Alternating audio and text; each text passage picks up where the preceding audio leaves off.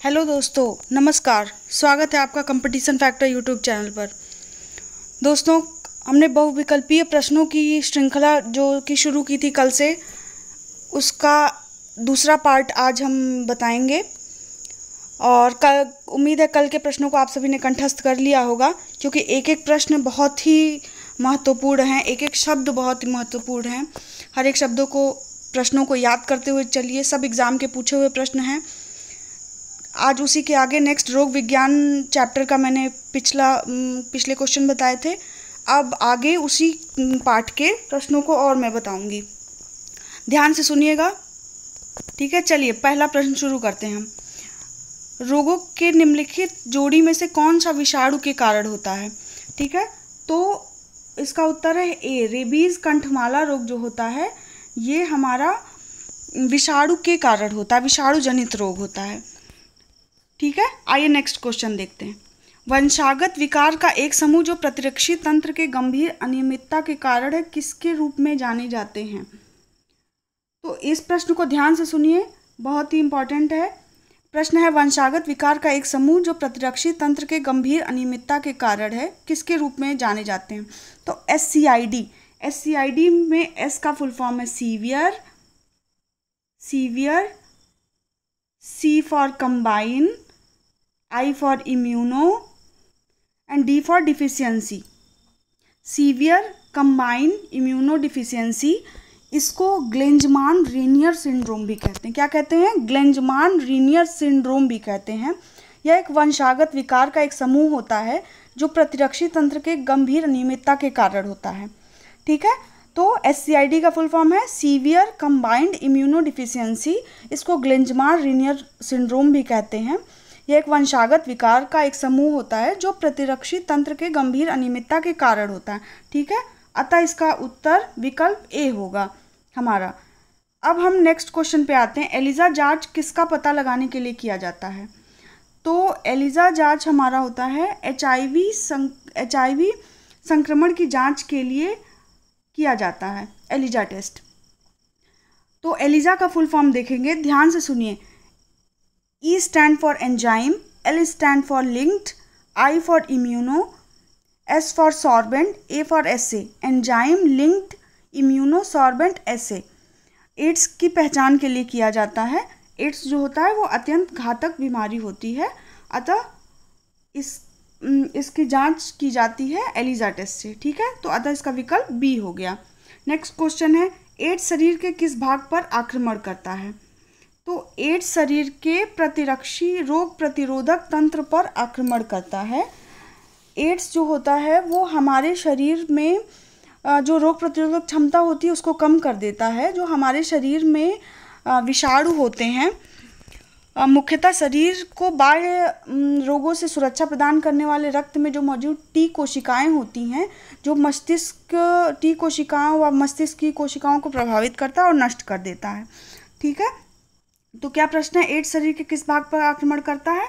तो हमारे रोग प्रतिरोधक तंत्र पे, अतः विकल्प क्या होगा? डी सही होगा।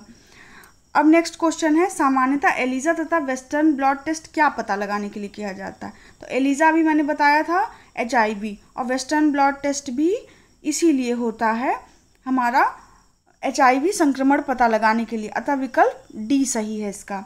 नेक्स्ट क्वेश्चन है, एड्स की बीमारी किसके द्वारा फैलती है? तो एड्स की बीमारी अभी हमने बताया है कि HIV वायरस से फैलती है, तो विषाणु से फैलती है। इसका ऑप्शन हो जाएगा ए, ऑप्शन होगा। नेक्स्ट क्वेश्चन पे चलते हैं। एड्स का अर्थ है, एड्स का फुल फॉर्म क्या है? ये बहुत इंपॉर्टेंट है, प्रश्न पूछा हुआ है कई बार, और इसको एकदम याद कर लीजिए अच्छे से। कई बार हम बता रहे हैं। एड्स का फुल फॉर्म है एक्वायर्ड इम्यून डिफिशियंसी सिंड्रोम। क्या है? Acquired immune deficiency syndrome. और ये एड्स बीमारी HIV वायरस से फैलती है। तो एड्स का फुल फॉर्म क्या बताया मैंने? Again acquired immune deficiency syndrome, इस अतः ऑप्शन सी सही है इसका। नेक्स्ट क्वेश्चन, एड्स नहीं फैलता है तो व्यक्ति से हाथ मिलाने से नहीं फैलता है, अतः इसका विकल्प सी सही होगा। एड्स का जन्म स्थान माना जाता है, तो एड्स का जन्म स्थान जो है वो अफ्रीका माना जाता है। क्या माना जाता है? अफ्रीका। बी ऑप्शन इसका सही होगा। ये प्रश्न ध्यान से सुनिएगा। एड्स में ऊष्मायन का औसत समय या संक्रमण के बाद की अवधि जिसके दौरान विषाणु रोग पैदा नहीं करता है वह है, क्या है प्रश्न, फिर से सुनिए। एड्स में ऊष्मायन का औसत समय या संक्रमण के बाद की अवधि जिसके दौरान विषाणु रोग पैदा नहीं करता है, तो 8 से 10 साल, क्या है, 8 से 10 साल। इस रोग में ऊष्मायन का औसत समय होता है 8 से 10 वर्ष होता है, ठीक है। आइए नेक्स्ट क्वेश्चन पे। एड्स से संबंधित सभी प्रश्न हैं, हर एग्जाम में पूछे जाते हैं, ध्यान से एकदम सुनिए और याद करते जाइए तुरंत। संक्षेप और HIV का अभिप्राय है। HIV का फुल फॉर्म क्या है? एड्स का वायरस HIV है। HIV एड्स का फुल फॉर्म मैंने बता दिया है। नेक्स्ट अब हम बताएंगे HIV का। तो HIV का फुल फॉर्म है ह्यूमन इम्यूनो डिफिशियंसी वायरस। क्या है? Human immuno deficiency virus. अतः इसका बी विकल्प सही है। और इसी वायरस को रेट्रो वायरस भी क्या कहते हैं? क्या कहते हैं? रेट्रो वायरस भी कहते हैं। और ये शरीर के प्रतिरक्षा तंत्र व रोग प्रतिरोधक क्षमता को नष्ट कर देता है, ठीक है। अतः इसका विकल्प डी सही होगा। अब आते हैं संक्रामक रोग वह रोग हैं। तो सबसे पहले हम जानेंगे संक्रामक रोग क्या होते हैं। तो संक्रामक रोग का तात्पर्य फैलने वाले रोगों से होता है जो एक व्यक्ति से दूसरे व्यक्ति में या एक जंतु से दूसरे जंतु तक या प्रत्यक्ष या परोक्ष रूप से फैलते हैं, ठीक है। तो संक्रामक रोग जो होते हैं वो एक ऑप्शन में देखिए, जो एक दूसरे से प्रत्यक्ष रूप से छूने से फैलते हैं। अतः इसका विकल्प क्या है? डी है विकल्प। नेक्स्ट आते हैं संक्रामक रोग निम्नलिखित में से किन साधनों द्वारा नहीं फैलता है? तो इसका उत्तर होगा बी सामाजिक। क्या होगा? बी सामाजिक। संक्रामक रोग निम्नलिखित किस साधनों द्वारा नहीं फैलता है?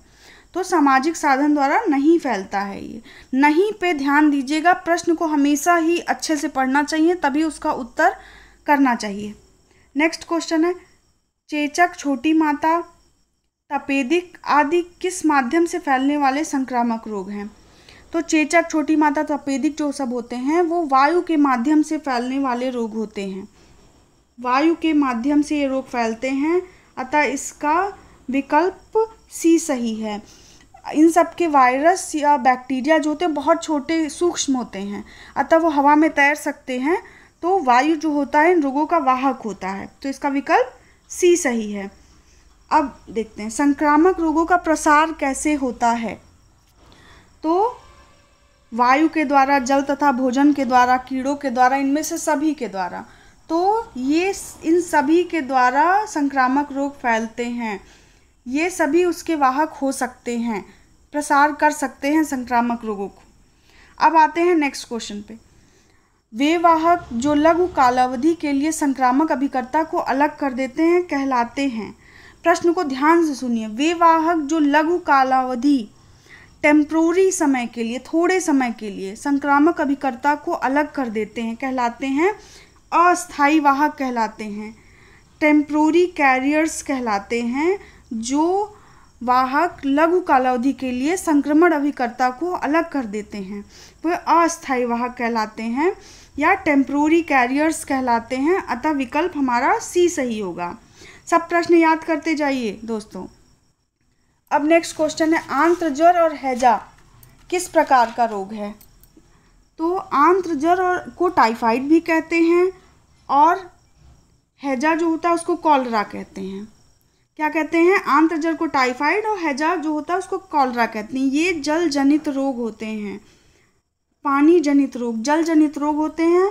आंत्र ज्वर रोग का कारण साल्मोनेला टाइफी होता है तथा हैजा का कारण वाइब्रियो कॉलेरी नामक जीवाणु होता है। अगर पीने के पानी का उचित उपचार कर दिया जाए तो हम इसको फैलने से रोक सकते हैं। अतः इसका विकल्प सी सही होगा, ठीक है। नेक्स्ट क्वेश्चन पे आते हैं। नेत्र शोथ बीमारी किससे संबंधित है? तो नेत्र शोथ बीमारी जो हमारी होती है वो आँख से संबंधित होती है, कंजक्टिवाइटिस भी इसको कहते हैं। तो आँख की सफाई, स्वच्छता का ध्यान करके अच्छे से स्वच्छता का अभ्यास करके इस रोग को फैलने से रोका जा सकता है। अतः इसका विकल्प सी सही है। कंजक्टिवाइटिस भी इसको कहते हैं। ठीक है, नेक्स्ट क्वेश्चन है लॉकजा किस रोग से संबंधित है। क्या है प्रश्न? लॉकजा किस रोग से संबंधित है। अब ध्यान से सुनिए ये प्रश्न, इसको याद कर लीजिए। ये टिटनेस से संबंधित है। लॉकजा रोग, लॉकजा रोग जो होता है इसको धनुष टंकार या धनुकबाई रोग भी कहते हैं। ठीक है, इस रोग में या टिटनेस रोग भी कहते हैं। इस रोग में मनुष्य का जो शरीर होता है वो धनुष की तरह टेढ़ा या अकड़ जाता है, इसीलिए इसको लॉकजा नामक रोग से भी कहा जाता है, या धनुष टंकार या धनुकबाई भी कहते हैं। ये एक संक्रामक रोग होता है, अत्यंत संक्रामक रोग होता है और क्लोस्ट्रीडियम टिटेनी नामक जीवाणु के कारण होता है। ठीक है, तो इस लॉकजा किस रोग से संबंधित है? टिटनेस। इसको और क्या कहते हैं? धनुकबाई रोग और धनुष टंकार रोग भी कहते हैं। ठीक है, अतः इसका विकल्प बी सही है।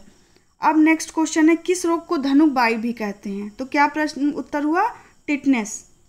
ठीक है, इसका उत्तर हो गया हमारा टिटनेस। अब नेक्स्ट क्वेश्चन पे आते हैं।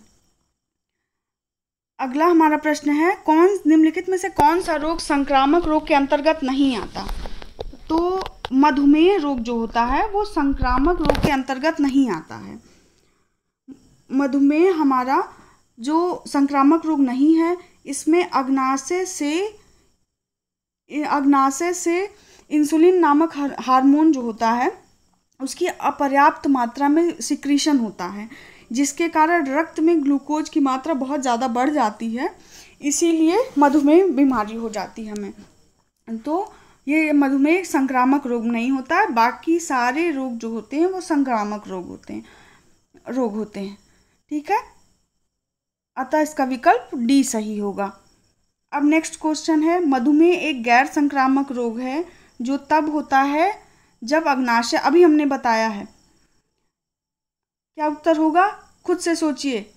इंसुलिन बनना बंद कर देता है या बहुत कम इंसुलिन बनाता है। अभी बताए हैं कि इंसुलिन नामक हार्मोन की अपर्याप्त मात्रा में स्रावण, या तो सिक्रीशन बहुत ज़्यादा होता है या तो सिक्रीशन कम हो जाता है, इसी वजह से मधुमेह रोग हो जाता है। तो इसका विकल्प डी सही होगा। नेक्स्ट क्वेश्चन है कौन सी संक्रामक बीमारी हैंसेन की बीमारी के रूप में भी जानी जाती है। तो हमारी ये जो कुष्ठ रोग होता है उसको हैंसेन की बीमारी भी कहते हैं। कुष्ठ रोग को हैंसेन की बीमारी भी कहते हैं। कुष्ठ रोग जो होता है वो प्रायः माइक्रोबैक्टीरियम लेप्री नामक जीवाणु के संक्रमण होने के कारण होता है। क्या है इसका जीवाणु? माइकोबैक्टीरियम लेप्री नामक जीवाणु के संक्रमण के कारण होता है। इसमें मानव की त्वचा और तंत्रिका तंत्र प्रभावित होती है। ठीक है, क्या प्रभावित होती है? त्वचा और तंत्रिका तंत्र। तो कुष्ठ रोग को हैंसेन रोग भी कहते हैं। कुष्ठ रोग को कौन सा रोग कहते हैं? हैंसेन रोग भी कहते हैं। अतः इसका विकल्प ए सही होगा। ठीक है, अब नेक्स्ट आते हैं निम्नलिखित में से कौन सा रोग मक्खियों से नहीं फैलता है। तो येलो फीवर रोग जो होता है वो मक्खियों से नहीं फैलता है। टाइफाइड, कॉलरा और डिसेंट्री, ये सारे जो रोग होते हैं ये हमारे खाद्य पदार्थ और जल के द्वारा फैल, मक्खियाँ जो होती हैं दूषित खाद्य पदार्थ वगैरह पे बैठती हैं और उस वजह से ये रोगजनक जीव उसमें होते हैं एक स्थान से दूसरे स्थान तक, तो मक्खियाँ इनको फैलाने का काम करती हैं। लेकिन येलो फीवर जो होता है, येलो फीवर के वाहक जो होते हैं वो एडीज मच्छर होते हैं, ना कि मक्खियाँ। अतः इसका विकल्प बी सही होगा। क्या विकल्प होगा? बी सही होगा। अब एक प्रश्न है हमारा आज का आखिरी प्रश्न है, याद कर लीजिए, ध्यान से सुनिए सब लोग, एक एक प्रश्न रटते जाइए। एग्जाम के दृष्टि से बहुत महत्वपूर्ण प्रश्न हैं सारे। देखिए लास्ट प्रश्न है, वजन में कमी एवं बुखार जैसे लक्षण जुड़े हुए हैं तो ट्यूबरक्लोसिस से, वजन में कमी और बुखार जैसे लक्षण जुड़े हुए हैं ट्यूबरक्लोसिस से, तो जो ट्यूबरक्लोसिस एक संक्रामक जीवाणु जनित रोग होता है। यह मुख्यतः ट्यूबरक्लोसिस को क्षय रोग भी कहते हैं। ये मुख्यतः फेफड़ों को प्रभावित करता है। ठीक है, किसको प्रभावित करता है? फेफड़े। एक प्रश्न यहाँ से भी बन सकता है, यह किस अंग को प्रभावित करता है? क्षय रोग किस अंग? तो फेफड़े को प्रभावित करता है। और क्षय रोग एक गंभीर संक्रामक जीवाणु जनित रोग होता है। ठीक है, यानी कि क्षय रोग में ट्यूबरक्लोज, अतः इसका विकल्प डी सही है।